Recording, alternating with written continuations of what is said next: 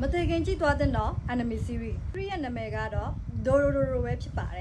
်အဲ့ Dororo ဆိုတဲ့နာမည်ကဇက်ကောင်မင်းသားရဲ့နာမည်မဟုတ်ဘဲနဲ့အဲ့ထက်ပါတဲ့ကလေးလေးတယောက်ရဲ့နာမည်ပဲဖြစ်နေပါတယ်မဆုနိုင်ငံမှာပေါ့နော်အဲ့ချိန်ကစာရေးစာခေါင်းပါပြီးတော့ကုသယောဂတွေပြန်ပွဲပြီးတော့နိုင်ငံလုံးပေါ့နော်ကတ်ဆိုင်နေတဲ့ချိန်တွေနဲ့ကြုံလာတယ်အဲ့ဒီဒေသမှာအုပ်ချုပ်နေတဲ့သခင်ကြီးကတော့ Ishikawa သခင်ကြီးလို့ခေါ်တယ်ပေါ့နော်အဲ့ Ishikawa သခင်ကြီးကဗုဒ္ဓကိုစန့်ကျင်ပြီးတော့နဆိုးကိုးကွယ်သူဒီယာကိုဆိုတဲ့မိစ္ဆာကိုးကွယ်သူဖြစ်လာတယ်စာရေးစာခေါင်းပါနေတာတွေကုသယောဂပြန်ပွားတာနေပြီးတော့ကျုပ်ကိုဒီကတ်ထက်ကနေခင်ဗျားတို့ကူညီပေးခင်ဗျားတို့လိုချင်တဲ့ပေးရမစို့ကျုပ်ပေးမယ်ဆိုပြီးတော့မိစ္ဆာ12ပါးနဲ့အဲ့ Ishikawa သခင်ကြီးကပေးယူလုပ်ခဲ့တယ်အဲ့ဒီချိန်မှာပဲသခင်ရဲ့မိန်းမကသားလေးတယောက်ဖွားမြင်တယ်ထိုသားလေးမှာ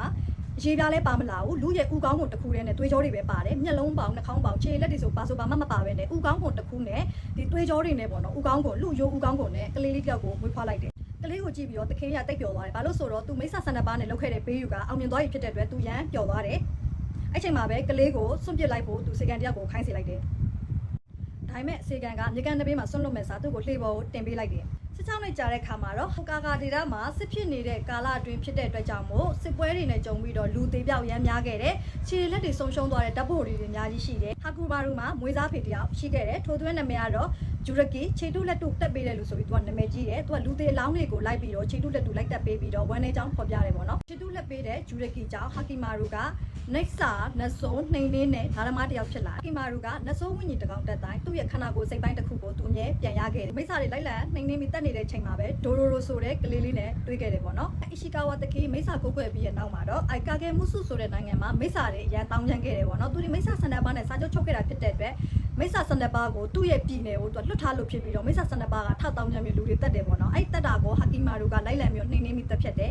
နောက်ဆုံးရဲ့ final boss မိစ္ဆာကတော့ဘယ်သူဖြစ်မလဲပေါ့နော်ဟာကီမာရူကခြေလက်တွေလည်းမပါဘူးမျက်လုံးနှာခေါင်းပါးစပ်မပါဘဲနဲ့သူကလူသားမဲ့လူတယောက်လိုသွားလာလှုပ်ရှားနိုင်တယ်အဲ့ဒါကဘာလို့လဲဆိုတော့သူကဝိညာဉ်တွေကိုအယောင်ကိုကြည့်ပြီးခွဲလို့ပဲဖြစ်တယ်သူကမိစ္ဆာဝိညာဉ်တွေဆိုရင်ကိုသူ့မျက်လုံးကနေရောင်လို့မြင်ပြီးတော့တာမန်လူတယောက်ဆိုရင်တော့အမဲရောင်သုံးလို့စိမ်းရောင်ဖြစ်သူကမြင်ရတယ်ပေါ့နော်အယောင်တွေကိုကြည့်ပြီးတော့သူကမိစ္ဆာတွေကိုနှိမ်နေတယ်ချစ်တူလက်ပေးတဲ့ဂျူရကီကြောင့်ဟာကီမာရူက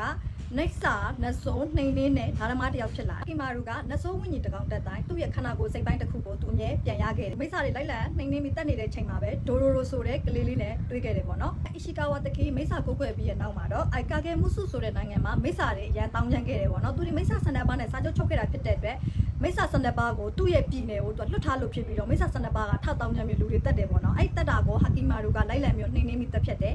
နောက်ဆုံးရဲ့ final boss မိစ္ဆာကတော့ဘယ်သူဖြစ်မလဲပေါ့နော်ဟာကီမာရူကခြေလက်တွေလည်းမပါဘူးမျက်လုံးနှာခေါင်းပါးစပ်မပါဘဲနဲ့သူကလူသားမဲ့လူတယောက်လိုသွားလာလှုပ်ရှားနိုင်တယ်အဲ့ဒါကဘာလို့လဲဆိုတော့သူကဝိညာဉ်တွေကိုအယောင်ကိုကြည့်ပြီးခွဲလို့ပဲဖြစ်တယ်သူကမိစ္ဆာဝိညာဉ်တွေဆိုရင်ကိုသူ့မျက်လုံးကနေရောင်လို့မြင်ပြီးတော့တာမန်လူတယောက်ဆိုရင်တော့အမဲရောင်သုံးလို့စိမ်းရောင်ဖြစ်သူကမြင်ရတယ်ပေါ့နော်အယောင်တွေကိုကြည့်ပြီးတော့သူကမိစ္ဆာတွေကိုနှိမ်နေတယ်မိစ္ဆာတယောက်ချင်းစီတက်တိုင်းသူ့ရေပြားကမစားသူ့ခန္ဓာကိုယ်စိတ်ပိုင်းတစ်ခုချင်းစီသူအမြဲပြန်ရခဲ့တယ်အဲ့မှာပဲသ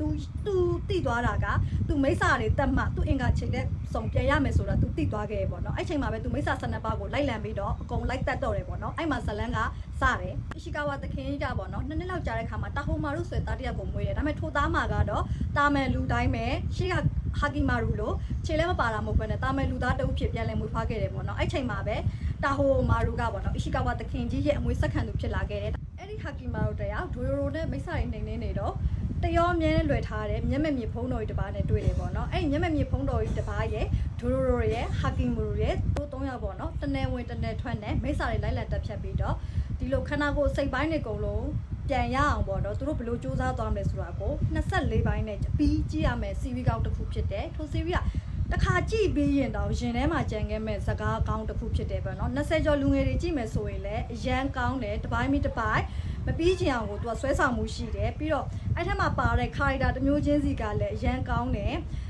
်တပိုင်းဆိုရင်ငိုရလောက်တဲ့ ထိကိုအရန်ကောင်းတဲ့ဇက်ဝင်ကန်းတွေလည်းပါတယ်ပေါ့။ anime series ကဘယ်လောက်တောင်ပေါက်လဲဆိုရင် lit action နေနဲ့ပါပြန်ရိုက်ထားတာရှိတယ်ပေါ့နော်။ဒါပေမဲ့မူရင်း anime series လောက်တော့ lit action ကိုမကြိုက်ခဲ့ဘူးပေါ့။ဒါကြောင့် Dororo ဆိုတဲ့ anime series လေးကိုကြည့်ဖို့ recommend ပေးချင်ပါတယ်ရှင်။မမင်းရဲ့ဒီ channel ကိုလည်း like or follow လုပ်ဖို့မမင်းနဲ့ဦးနော်။